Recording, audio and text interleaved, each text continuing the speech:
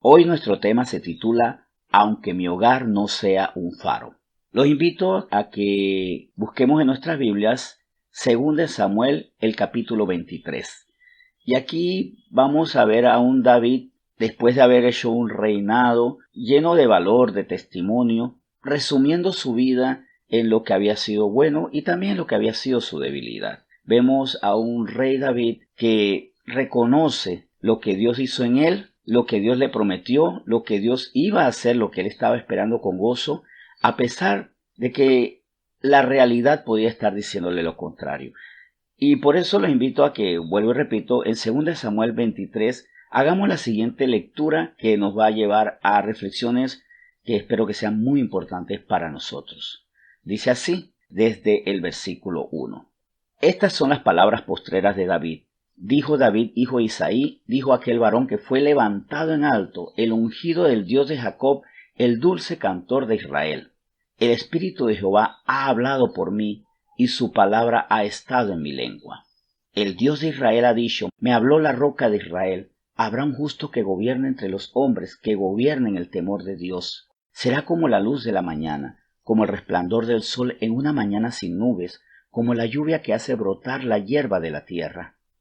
Aquí vamos a hacer un alto para luego proseguir con el siguiente versículo, pero aquí vemos un David convencido, esperanzado y sobre todo gratificado por el conocimiento de que efectivamente Dios lo había usado a él, porque decir como tal se dice en el versículo 2, el Espíritu de Jehová ha hablado por mí y su palabra ha estado en mi lengua, es el gran privilegio que recibe quien, caminando con Dios, confiando en Él, entrega su corazón y quiere que sus ojos miren por los caminos del Señor.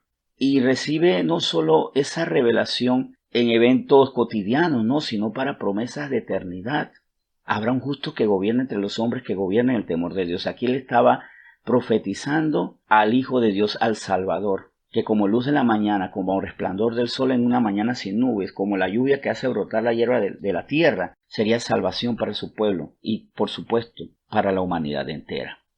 Nosotros podemos también recibir de Dios estas cosas. Tenemos que confiar. Debemos saber que el Espíritu de Dios está sobre nosotros. Es más, el Espíritu de Dios ahora está dentro de nosotros porque somos templo del Espíritu Santo. Recuerden que Pablo lo decía a los Corintios, ¿o ignoráis que sois templo del Espíritu Santo?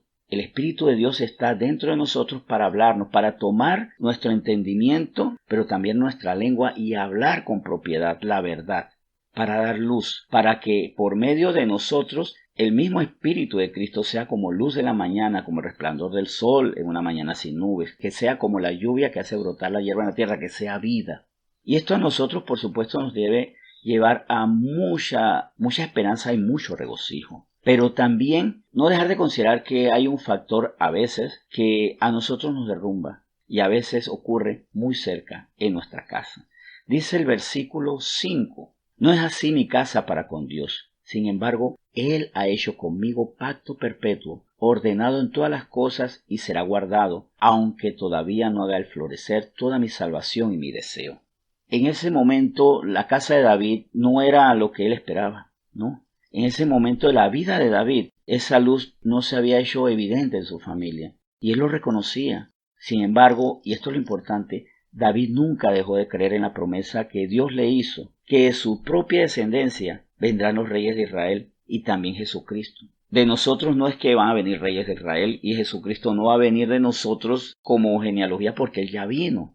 De nosotros vendrán cosas extraordinarias también. El Mesías, Jesucristo, se va a reproducir a través de esa palabra que el Señor pone en nuestra lengua, de ese poder que nos da por medio del Espíritu Santo. De nosotros vendrán cosas mayores.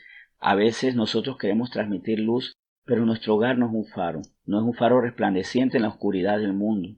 Es más, es una oscuridad más que hasta puede opacar la visión que tengo yo de mí mismo y hasta para los incrédulos o para otras personas, para críticos o para personas que no tienen mala intención pero que no ven con conocimiento, puede ser también como desconcertante. ¿Por qué esta persona que tiene a Dios como norte en su vida no nos muestra un hogar que sea un faro? Porque una cosa no tiene nada que ver con la otra. Lo que Dios nos promete está por encima de lo que estoy viviendo en el momento. David estaba viviendo lo que no vivimos nosotros, porque tal vez nuestro hogar no sea un faro, pero tampoco aquí no conozco quien tenga la grave situación de por lo menos alguien como Amnón que violó a su media hermana Tamar. No vemos aquí a un Absalón que después da muerte a Amnón. O sea, no vemos esas situaciones tan graves. No vemos esas situaciones tan tristes. No vemos esas situaciones tan destructoras de mi propia identidad. Esto es muy importante porque es un fenómeno muy común, triste, doloroso, paradójico, pero es un fenómeno real, un fenómeno continuo, que donde hay una luz en un hogar, muchas veces hay varias sombras. Hay varias sombras en los seres queridos y eso también es devastador, que no los vemos crecer, no los vemos ser temerosos de Dios, no los vemos dar el testimonio que nosotros queremos dar y que quisiéramos que ellos dieran. Esto no invalida lo que Dios prometió. Dios nos miró a nosotros conociendo nuestros errores, sí, nuestras debilidades, como las debilidades como los errores que cometió David. Sin embargo, hizo la promesa, pero mucho más allá, conociendo también la falta de testimonio que iba a haber en su familia. Pero siempre de allí él iba a levantar algo. De esa descendencia vino Salomón, por supuesto, un rey extraordinario, lleno de sabiduría, que todavía es un referente y nunca dejará de ser un referente de sabiduría para todos los creyentes. Incluso Salomón es un referente para personas que no son cristianas y que reconocen en sus proverbios, en Cantar de los Cantares, en todo lo que fue también su testimonio de vida, el valor de la sabiduría. En Eclesiastés también cómo se reconoce en él, creyentes y no creyentes, el valor de una vida sabia y que a pesar de sus equivocaciones no se dejó caer y reconoció en su vejez que tenía que hacer las cosas bien y exhortó a los demás a no equivocarse como él se había equivocado. Aunque mi hogar no sea un faro, no quiere decir que yo no sea luz. Y aunque mi hogar no sea un faro, no quiere decir que voy a vivir en oscuridad. Dios va a levantar algo en nuestra casa. Dice Job en el capítulo 19 que el Señor, que está vivo, hará, levantará, cumplirá. Aunque yo me sienta muerto, aunque yo pienso que no puedo hacer nada con el testimonio que tengo en mi vida o mi familia, aunque pienso que ya no hay esperanza, que no estoy cumpliendo. Dice Job 19, versículos específicamente 25 y 26. Yo sé que mi Redentor vive, y al fin se levantará sobre el polvo, y después de deshecha esta mi piel, en mi carne he de ver a Dios. Yo sé que mi Redentor vive, aunque yo esté mal, y que se levantará él sus promesas, todo se levantará sobre lo caído que está mi vida, sobre la oscuridad que puede haber en mi casa, sobre la falta de faro que es mi hogar. Él hará. Aunque yo no haya sido completamente fiel, aunque mi familia no sea fiel, Él hará, porque Él promete y Dios no erra en las promesas, no hace tiros fallidos. Él hará. Pero esta lección es muy importante, vuelvo y repito, porque la gran crisis de muchos cristianos está en ver que su alrededor no se parece a lo que Él quiere en su vida. Y la luz que proyecta a veces impacta a los lejanos, ilumina, cambia a los compañeros de trabajo, a personas que tienen una amistad no tan fuerte, a veces a amigos recientes, a personas que conoce después que comienza a andar en Cristo, después que comienza a seguir a Cristo y después que comienza a obedecer, pero ve con dolor cómo esto no ocurre entre los seres más queridos. Es muy común en los cristianos que la oscuridad está rodeando su propia casa.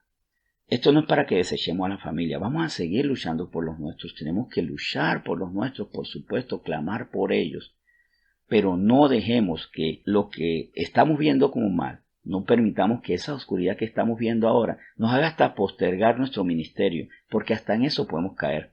Yo no puedo hablar de Dios mientras que mi hogar sea una oscuridad. Yo no puedo hablar de la luz de Cristo mientras que mi hogar parece como una cueva. Yo no puedo hacer eso.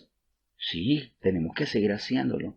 Al final de cuentas, tenemos que cumplir con el plan de Dios que nos ha hecho a nosotros por medio de Cristo para buenas obras. La buena obra que Cristo quiere hacer en nosotros comienza desde que Él entra a nuestra vida, no desde que mi familia se transforma. No es allí.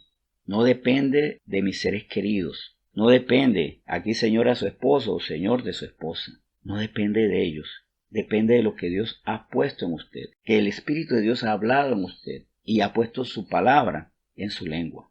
No dejemos que estas cosas nos minimicen o nos posterguen, porque ahí podemos estar fallando. Sí, hay una realidad en las familias cristianas de todo el planeta. Lo más común es que haya solo una lucecita en la casa, Que hay hogares donde todos son luz, que todos son luminarias, por supuesto que se da. Pero no se sienta mal si su hogar no es así.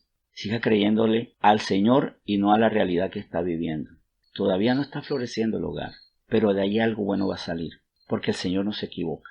También esto me lo digo a mí mismo, creamos en la promesa que Dios hizo para ser nosotros pueblo apartado por Dios, para anunciar las buenas nuevas, aunque el entorno nos diga lo contrario. Con esto entonces quiero que todos nos animemos y que no creamos a la oscuridad que parece apagar la promesa de Dios. Vamos a orar. Señor, muchas gracias por este tiempo tan especial. Gracias por tú mostrarnos que tu promesa está por encima de las circunstancias. Gracias por animarnos con la esperanza que nos da el entender que tú nos has usado, que tú nos quieres usar y tú nos usarás para grandes cosas. Y por eso tengo que creer en ti. No debo olvidar que el Espíritu tuyo, tu propio Espíritu, está dentro de cada uno de nosotros. Ya ha hablado en nosotros, ya ha hablado por medio de nosotros. Y tu palabra, Señor, ha estado en mi lengua y debe seguir en mi lengua. Debe estar en la lengua de todos nosotros. Y por tanto, de hecho, no podemos callar, porque creemos que el mal testimonio que puede dar mi hogar, porque no es un faro, va a callar la promesa que tú has hecho en nosotros, para nosotros, y que quieres seguir haciendo por medio de nosotros.